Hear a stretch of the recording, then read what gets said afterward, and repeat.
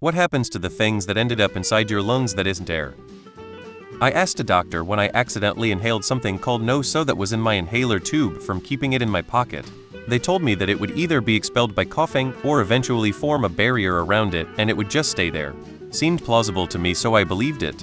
I also read a post, probably on Reddit, about someone being diagnosed with asthma or something for years and eventually had surgery. And it turned out to be an apple sticker that was in the lung and not asthma at all. If the body can't break it down and absorb it or throw it out, it usually walls it off by forming a layer of membrane or calcium, so it's isolated. The cells lining your lungs have hair-like structures on them called cilia. They produce mucus to trap dust, etc., and also constantly move back and forth to push any shit upwards. They are fucking amazing. Smoking paralyzes, and eventually damages them so they can't do their thing anymore, hence smokers cough more lung infections. I believe that's what coughing helps with. Either you caw it out, or nothing happens at all. It stays in there. That's why smoking is so bad for your lungs, because you can't get the particles out again. Accidentally inhaled some dust at work once, and my doctor said it usually gets trapped in mucus and you end up swallowing it without noticing. Kind of gross, but fascinating how the body handles it. If you accidentally inhale a bit of food into your lungs, it can get infected and turn into aspiration pneumonia. My colleague's father-in-law had a lung photo taken because he had a weird cough. The photo showed a mess, so there was some panic.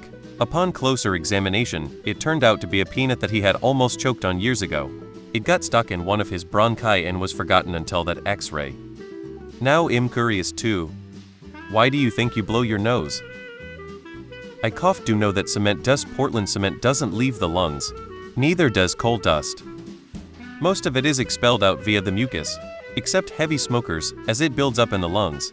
My grandpa was a heavy smoker and he'd cough up very dark brown phlegm sometimes. I'm not a biologist or doctor, but if I can recall from biology class, it depends on the particles. For the most part, the body is an amazing organic machine. Coughing is a reflex to expel unwanted contaminants. Also, the body has other mechanics to absorb, break down, then expel through the digestive tract and other ways. Some particles can get caught in the lungs, asbestos, and cause cancer and other respiratory problems over time. Smoking coats the lungs in horrible toxins and over time weakens the body's defense mechanisms. Respiratory cilia are tiny hair-like projections which line parts of the lungs and the respiratory tract. Respiratory cilia work in conjunction with mucus-secreting goblet cells. Any particulates, such as dust or germs, which the lungs breathe in, are trapped by mucus. The cilia throughout the respiratory system move in a brushing, or upward, wave-like motion, pushing and carrying mucus, and anything trapped in it, up toward the opening of the trachea, which connects the lungs all the way up to the opening of the mouth.